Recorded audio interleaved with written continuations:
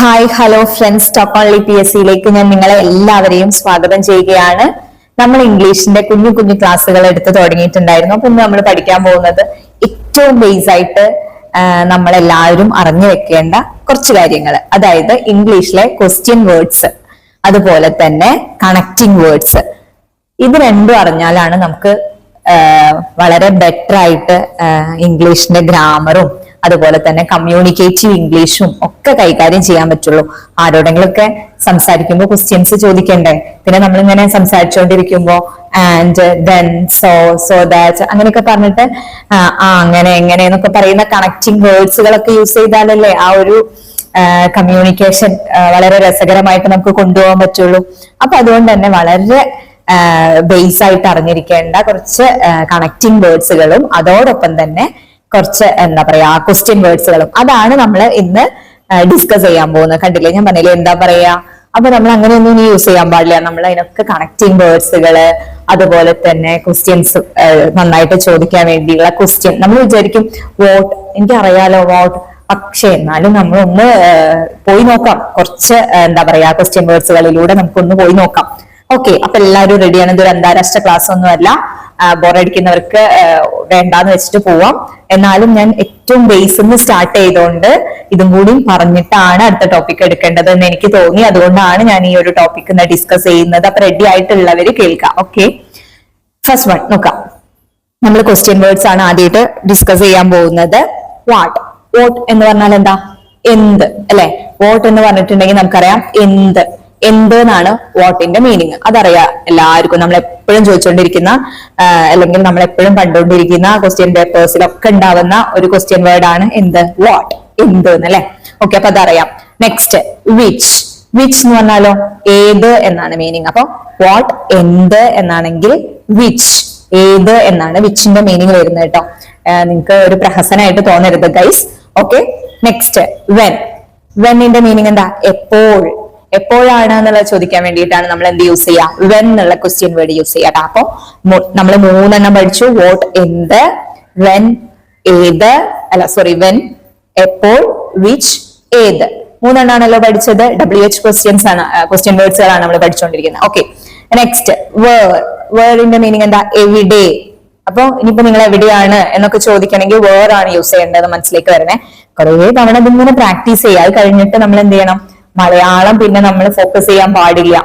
അത് ആ ചോദിക്കേണ്ട ഒരു സിറ്റുവേഷൻ വരുമ്പോ ഇംഗ്ലീഷ് വേർഡ് ആണ് നമ്മളെ മൈൻഡിലേക്ക് വരേണ്ടത്. വാട്ട് എന്ത്, വിച്ച് ഏത്, വെൻ എപ്പോൾ, വേർ എവിടെ, വൈ. വൈ എന്ന് പറഞ്ഞാൽ എന്താ? എന്തുകൊണ്ട്. റീസൺ ആണ് അല്ലെ. വൈ എന്തുകൊണ്ട് എന്നാണ് വൈ എന്നുള്ള ക്വസ്റ്റ്യൻ വേർഡിന്റെ മീനിങ് വരുന്നത്. ഹൂ. ഹൂ ഹൂ നമുക്കറിയാം അല്ലെ, ആര്. ഹൂ ആർ യു എന്നൊക്കെ ചോദിക്കുമ്പോ അല്ലെ ആര്. അപ്പൊ ഹൂ എന്ന് പറഞ്ഞ വേർഡിന്റെ മീനിങ് എന്താണ്? ആര്. നെക്സ്റ്റ് നോക്കൂ. ഇതിൽ കൂടുതൽ എക്സ്പ്ലനേഷന്റെ ഒന്നും ആവശ്യമില്ല. നമ്മൾ അങ്ങോട്ട് മനസ്സിലാക്കി വെക്കാനുള്ളത് മാത്രമാണ്. അതുകൊണ്ട് നമ്മൾ ജസ്റ്റ് ഇങ്ങനെ പറഞ്ഞു പോകുന്നു കേട്ടോ. ഹൂസ്. ഹൂസ് എന്ന് പറഞ്ഞാൽ ആരുടെ. അപ്പൊ നോക്കൂ, ഹൂ എന്ന് പറഞ്ഞാൽ ആര്, ഹൂസ് എന്ന് പറഞ്ഞാൽ ആരുടെ. ഇത് രണ്ടിന്റെ ഡിഫറൻസ് മനസ്സിലാക്കി വെക്കണം കേട്ടോ. നെക്സ്റ്റ് നോക്കൂ, ഹൂം. ഹൂം എന്ന് പറഞ്ഞാൽ ആര്. ഓക്കെ, അപ്പൊ നോക്കൂ ഈ 3 ഡിഫറൻസ്. ഹൂ ആര്, ഹൂസ് ആരുടെ, ഹൂം ആരെ. ക്ലിയർ ആയിട്ട് തന്നെ അങ്ങനെ ഓർക്കാൻ പറ്റണം. എന്താണ്? ഹൂ ആര്, ഹൂസ് ആരുടെ, ഹൂം ആരെ. Okay, then how. ഹൗ എന്ന് പറഞ്ഞാൽ നമുക്കറിയാം. ഹൗ നമ്മൾ എപ്പോഴും ചോദിക്കുന്നുണ്ട് അല്ലെ. ഹൗ എങ്ങനെ എന്നാണ് ഹൗ എന്നുള്ള ക്വസ്റ്റ്യൻ വേർഡിന്റെ മീനിങ്. ഹൗ എങ്ങനെ. ഇനി നെക്സ്റ്റ് നോക്കൂ, കുറച്ച് ഹൗ വെച്ചിട്ടുള്ള ഐറ്റംസ് വന്നിട്ടുണ്ട്. How much. ഹൗ മച്ച് എന്ന് പറഞ്ഞാൽ എത്ര എന്നാണ് മീനിങ്. എന്താണ്? ഹൗ മച്ച് എന്ന് പറഞ്ഞാൽ എത്ര എന്നാണ്. ഹൗ മെനി എന്ന് പറഞ്ഞാലും എത്ര എന്ന് തന്നെയാണ്. ഹൗ ഫാർ എന്ന് പറഞ്ഞാലും എത്ര തന്നെയാണ്. ഹൗ ലോങ് എന്ന് പറഞ്ഞാലും എത്ര തന്നെയാണ്. ഹൗ ഓഫൻ എന്ന് പറഞ്ഞാലും എത്ര തന്നെയാണ്. പിന്നെ എന്താണ് ഇതിന്റെ ഡിഫറൻസ്? അതിന്റെ ഡിഫറൻസ് കറക്റ്റ് ആയിട്ട് നിങ്ങൾ മനസ്സിലാക്കി വെക്കണം. How much. How much money, എത്ര രൂപ എന്ന് കാണിക്കാൻ വേണ്ടിയിട്ടാണ് നമ്മൾ എന്ത് യൂസ് ചെയ്യുക? How much. വിലയൊക്കെ ചോദിക്കുമ്പോ ഹൗ മച്ച്. ഓക്കെ, അപ്പോ നമ്മൾ മണീനെ കാണിക്കാൻ വേണ്ടിയിട്ടാണ് ഹൗ മച്ച്. ആ എത്രയ്ക്ക് വേണ്ടിയിട്ടാണ് നമ്മൾ എന്ത് യൂസ് ചെയ്യാറ്? How much. ഇനി ഹൗ മെനി ആണെങ്കിലോ നമ്പർ ആണ്, എത്ര എണ്ണം എന്ന് കാണിക്കുന്നതിന് വേണ്ടിയിട്ടാണ് നമ്മൾ ഹൗ മെനി എന്ന് യൂസ് ചെയ്യാറ്. അപ്പൊ എണ്ണത്തെ കാണിക്കാൻ വേണ്ടിയിട്ടാണ് how many. Okay, how far ഡിസ്റ്റൻസിന് എത്ര ദൂരം ഉണ്ട് എന്ന് കാണിക്കാനാണ്. അവിടെ നമ്മൾ ഹൗ മച്ച് എന്ന് ചോദിക്കില്ല, ഹൗ മച്ച് ഡിസ്റ്റൻസ് അല്ലെങ്കിൽ ഹൗ മെനി ഡിസ്റ്റൻസ് എന്ന് ചോദിക്കില്ല, ഹൗ ഫാർ എന്നാണ് ചോദിക്കുക. ഡിസ്റ്റൻസിന് അറിയാൻ വേണ്ടിയിട്ടാണെങ്കിൽ ഹൗ ഫാർ എന്നാണ് ചോദിക്കേണ്ടത്. അപ്പൊ നോക്കൂ, ഹൗ മച്ച് എത്ര, മണിനെ കാണിക്കുന്നതിന് വേണ്ടിയിട്ടാണ് ഹൗ മെനി, എത്ര, നമ്പേഴ്സ് എത്ര എണ്ണം എന്ന് കാണിക്കുന്നതിന് വേണ്ടിയിട്ടാണ്. ഹൗ ഫാർ എത്രയാണ്, ഡിസ്റ്റൻസ് എന്ന് കാണിക്കുന്നതിന് വേണ്ടിയിട്ടാണ്. ഓക്കെ, നെക്സ്റ്റ് നോക്കൂ, ഹൗ ലോങ്. ഹൗ ലോങ് എത്ര ദൂരമുണ്ട്, അതായത് ഡ്യൂറേഷൻ അല്ലെങ്കിൽ ടൈം, എത്ര ടൈം ഉണ്ട് ഇനി അങ്ങോട്ട്, അല്ലെങ്കിൽ എത്ര ദൂരമുണ്ട്, എത്ര ഡ്യൂറേഷൻ ഉണ്ട് എന്നതിനെ കാണിക്കുന്നതിന് വേണ്ടിയിട്ടാണ് ഹൗ ലോങ് എന്ന് പറയാം. ഓക്കെ, ഹൗ ഓഫൻ എന്താ, എത്ര തവണ, ആ ഒരു ഫ്രീക്വൻസിനെ കാണിക്കുന്നതിന് വേണ്ടിയിട്ടാണ്, എത്ര തവണ എന്ന് കാണിക്കുന്നതിന് വേണ്ടിയിട്ടാണ് ഹൗ ഓഫൻ യൂസ് ചെയ്യാറ്. ഓക്കെ, അപ്പൊ നമ്മൾ 14 ക്വസ്റ്റ്യൻ വേർഡ്സുകൾ പഠിച്ചു. ഈ 14 എല്ലാവർക്കും ഫെമിലിയർ ആയിരിക്കാം, ആയിരിക്കാതെ ഇരിക്കാം ഇതുവരെ. പക്ഷെ ഇവിടുന്ന് അങ്ങോട്ട് നമുക്ക് ഈ 14 എന്തായാലും മിനിമം അറിഞ്ഞിരിക്കണം. ഓക്കെ, അപ്പൊ നമുക്കൊരു സ്ട്രെങ്ത് വരാനുണ്ട് ഗൈസ്. ആ സ്ട്രെങ്ത് വന്നു കഴിഞ്ഞാൽ നിങ്ങൾക്ക് മനസ്സിലാവും. ഓക്കെ, അപ്പൊ വോട്ട് എന്ത്, വിച്ച് ഏത്, വെൻ എപ്പോൾ, വേർ എവിടെ, വൈ എന്തുകൊണ്ട്, ഹു ആര്, ഹൂസ് ആരുടെ, ഹൂം ആരെ, ഹൗ എങ്ങനെ, ഹൗ മച്ച് എത്ര രൂപ, എത്ര മണി ഉണ്ട് അല്ലെ, ഹൗ മെനി എത്ര എണ്ണം, ഹൗ ഫാർ എത്ര ഡിസ്റ്റൻസ്, ഹൗ ലോങ് എത്ര time or duration, how often എത്ര തവണ. അപ്പൊ ഇതിന് നമ്മൾ ഡിസ്കസ് ചെയ്യേണ്ട കാര്യമല്ലോ, ഇതിൽ പ്രത്യേകിച്ച് ഒന്നും പറയാനൊന്നുമില്ല. ഇനി നെക്സ്റ്റ് നമ്മൾ കടക്കാൻ പോകുന്നത് കണക്റ്റിംഗ് വേർഡ്സിലേക്കാണ്. നമ്മൾ സംസാരിച്ചുകൊണ്ടിരിക്കുമ്പോ സോ ഞാൻ അതുകൊണ്ട്, സോ അല്ലെങ്കിൽ ദെൻ ഞാൻ അങ്ങനെ എങ്ങനെ എന്നൊക്കെ പറഞ്ഞിട്ട് നമ്മൾ ഓരോ കാര്യങ്ങളൊക്കെ ഇങ്ങനെ പറഞ്ഞുകൊണ്ടിരിക്കൂലേ. അപ്പൊ അങ്ങനെ പറയുന്ന സമയത്ത് നമ്മൾ ഇനി എന്ത് ചെയ്യണം, ഇവിടെ കാണുന്ന കണക്റ്റിംഗ് വേർഡ്സുകൾ എവിടെയെങ്കിലും ഒക്കെ കുത്തിക്കയറ്റാൻ പറ്റുമോ നോക്കാം, അങ്ങനെ സംസാരിക്കാം. ഓക്കെ, അപ്പൊ നമുക്ക് ഈ കണക്റ്റിംഗ് വേർഡ്സ് ഒക്കെ അങ്ങോട്ട് ഫ്ലുവന്റ് ആവും. പിന്നെ നമ്മൾ അതിന്റെ ഇടയിലേക്ക് കുറച്ച് നല്ല വേർഡ്സുകളൊക്കെ, അതായത് നമ്മൾ നോർമലി യൂസ് ചെയ്യുന്ന കാര്യങ്ങളൊക്കെ ഒരു ഇംഗ്ലീഷ് വേർഡ്സിലേക്ക് ഇങ്ങനെ കൺവേർട്ട് ചെയ്ത് കുഞ്ഞു കുഞ്ഞു വേർഡ്സുകളൊക്കെ യൂസ് ചെയ്ത് അതിന്റെ ഇടയിൽ കണക്റ്റിംഗ് വേർഡ്സ് ഒക്കെ യൂസ് ചെയ്ത്, പിന്നെ നമ്മൾ വാസും വേറൊക്കെ പഠിച്ചിട്ടുണ്ട്, ഈസ് മാമും ആറും പഠിച്ചിട്ടുണ്ട്, അത് യൂസ് ചെയ്തിട്ടുള്ള ക്വസ്റ്റ്യൻസ് ഫോർമേഷൻ നമ്മൾ പഠിച്ചിട്ടുണ്ട്. അതൊക്കെ വെച്ചിട്ട് ഇങ്ങനെ കുഞ്ഞു കുഞ്ഞു രീതിയിൽ കണ്ണാടിയിലൊക്കെ നോക്കി സംസാരിക്കാം. അതോടൊപ്പം തന്നെ നിങ്ങൾ ഇംഗ്ലീഷ് പത്രങ്ങളും അതും ഇതൊക്കെ വായിക്കുമ്പോൾ ഇതിനൊക്കെ എന്തെങ്കിലും പറയുന്നതിൽ കാര്യം ഉണ്ടോ എന്നൊക്കെ നോക്കി നോക്കാം. അപ്പൊ നമുക്ക് ക്വസ്റ്റ്യൻ പേപ്പർ കാണുമ്പോൾ പല കാര്യങ്ങളുടെയും മീനിങ് നമുക്ക് മനസ്സിലാക്കാൻ പറ്റും. ഈ ഒരൊറ്റ ക്ലാസ് കൊണ്ട് അല്ലെങ്കിൽ 2-3 ക്ലാസ് കൊണ്ട് നല്ല കേട്ടോ ഗൈസ് ഞാൻ പറഞ്ഞത്. ഇനി ഇതേപോലെ നമ്മൾ ഏറ്റവും ബേസിൽ നിന്ന് തുടങ്ങി നമുക്ക് എല്ലാം പഠിക്കണം അല്ലെ. ഓക്കെ, അപ്പൊ നമ്മൾ കണക്റ്റിംഗ് വേർഡ്സിലേക്ക് കടക്കാൻ പോവാണ്. റെഡി അല്ലേ? സോ എന്ന് പറയാറുണ്ടല്ലേ, സോ അതുകൊണ്ട് എന്നാണ് സോ എന്ന വേർഡിന്റെ മീനിങ്. സോ കണക്റ്റിംഗ് വേർഡായ സോയുടെ മീനിങ് എന്താ, അതുകൊണ്ട്. സോ അതുകൊണ്ട് ഞാൻ അങ്ങനെ ചെയ്തു എന്നൊക്കെ പറയുമ്പോ അപ്പൊ ഇനി നമ്മൾ സോ എന്ന് യൂസ് ചെയ്താൽ മതി കേട്ടോ. ഓക്കെ, റെഡി അല്ലേ? ദെൻ എന്ന് പറഞ്ഞാൽ എന്നിട്ട്. ദെൻ ഞാൻ അങ്ങോട്ട് പോയി, പിന്നെയോ ദെൻ ഞാൻ പഠിച്ചു, അങ്ങനെ നമ്മൾ പറയാറില്ലേ അത് ദെൻ. അപ്പൊ ഓക്കെ, അപ്പൊ നമ്മൾ എന്നിട്ട് എന്ന് പറയണ്ട, ഇനി ദെൻ മതി നമുക്ക് കേട്ടോ. ഓക്കെ, അതുകൊണ്ട് നമ്മൾ പറയണ്ട, നമുക്ക് സോ മതി. ഓക്കെ, ഓൾസോ എന്നുള്ള വേർഡിന്റെ മീനിങ് എന്താ, അതുകൂടെ. ഓൾസോ എന്ന് പറഞ്ഞാൽ എന്താ അർത്ഥം, അതുകൂടെ അല്ലെ. ഓക്കെ, ക്ലിയർ ആവുണ്ടല്ലോ. നെക്സ്റ്റ് ബോത്ത് എന്ന് പറഞ്ഞാൽ എന്താ, ഒന്നിച്ച് അല്ലെ, എല്ലാം കൂടി ഒന്നിച്ച് പോകുന്നതിനെയാണ് ബോത്ത് അല്ലെ, അങ്ങനെ പറയാം. നെക്സ്റ്റ് ടുഗദർ എന്ന് പറഞ്ഞാലും ഏകദേശം ബോത്തിന്റെ ഒരുമിച്ച് എന്നുള്ള മീനിങ് തന്നെയാണ് കേട്ടോ. ഓക്കെ, നെക്സ്റ്റ് ബട്ട് നമ്മൾ എപ്പോഴും യൂസ് ചെയ്യും അല്ലെ. നമ്മള് പക്ഷയാണ് യൂസ് ചെയ്യാത്ത, പക്ഷേന്ന് നമ്മൾ വല്ലാണ്ട് യൂസ് ചെയ്യല്ല, ബട്ട് എന്നാണ് പലരും യൂസ് ചെയ്ത് കണ്ടല്ലോ. എന്നാലും പക്ഷേ ഉണ്ട്, പക്ഷെ നമ്മൾ ഒഴിവാക്കിയിട്ടില്ല ഇതുവരെ, ഒഴിവാക്കാൻ വേണ്ട. നമ്മുടെ മദർ ടങ് മലയാളം ആണെങ്കിൽ നമ്മൾ പക്ഷേയും ഒരു പക്ഷേയും ഒന്നിച്ചും കൂടെ ഒന്നും ഒഴിവാക്കേണ്ട കാര്യമില്ല. പക്ഷെ നമ്മൾ നമ്മുടെ ലാംഗ്വേജ് വളരെ നന്നായിട്ട് യൂസ് ചെയ്യുന്നതിനോടൊപ്പം തന്നെ നമുക്ക് മറ്റുള്ള ലാംഗ്വേജും നന്നായി യൂസ് ചെയ്യാൻ പറ്റുക എന്നുള്ളത് ഒരു വലിയ കഴിവല്ലേ. ഓക്കെ, അപ്പൊ നമ്മൾ ബട്ട് എന്ന് പറഞ്ഞാൽ എന്താണ്, പക്ഷേ. ദെൻ പെർഹാപ്സ് ഒരു പക്ഷേ അതിന് നമ്മൾ പെർഹാപ്സ് യൂസ് ചെയ്യാറുണ്ടോ? അതായത് വല്ലാണ്ട് ഇംഗ്ലീഷ് ഒന്നും സംസാരിക്കാത്ത ആൾക്കാർ വല്ലാണ്ട് യൂസ് ചെയ്യാൻ തോന്നുന്നില്ല പെർഹാപ്സിന്. നമ്മൾ ഒരു പക്ഷേ തന്നെ യൂസ് ചെയ്യാം അല്ലെ. ഓക്കെ, പക്ഷെ ഇനി നമുക്ക് ഒരു പക്ഷേ വേണ്ട കേട്ടോ. നമ്മൾ എന്ത് യൂസ് ചെയ്യും, പെർഹാപ്സ്. എന്താ യൂസ് ചെയ്യാം, പെർഹാപ്സ്. ഒരു പക്ഷേ നമ്മൾ വിടാട്ടോ. ഓക്കെ, നെക്സ്റ്റ് ദോ എന്നിട്ടും.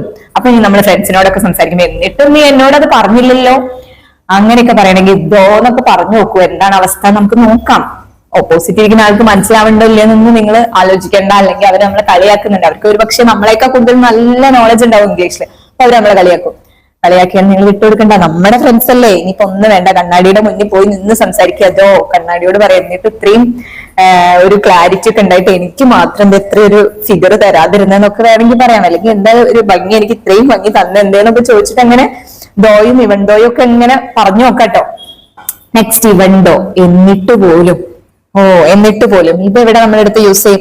അതൊക്കെ എനിക്ക് തോന്നുന്നത് വല്ല ലവേഴ്സിനൊക്കെ ആയിരിക്കും അത്യാവശ്യമായിട്ട് വരുന്നുണ്ടാവാ. എന്നിട്ട് പോലും, ഞാൻ അതെത്രയൊക്കെ ചെയ്തിട്ട് പോലും നീ എന്നോട് ഇങ്ങനെ ചെയ്തില്ലേ എന്നൊക്കെ വേണമെങ്കിൽ ചോദിക്കാം അല്ലെ. ഓക്കെ, നമുക്ക് എല്ലാവർക്കും ചോദിക്കാം. നെക്സ്റ്റ് ഹാർഡ്ലി എന്ന് പറഞ്ഞാൽ കഷ്ടിച്ച്. ഹാർഡ്ലി നമ്മൾ യൂസ് ചെയ്യാറുണ്ടോ? കഷ്ടിച്ച് ഞാൻ അവിടുന്ന് രക്ഷപ്പെട്ടു എന്നൊക്കെ പറയാൻ ഹാർഡ്ലി യൂസ് ചെയ്യോ?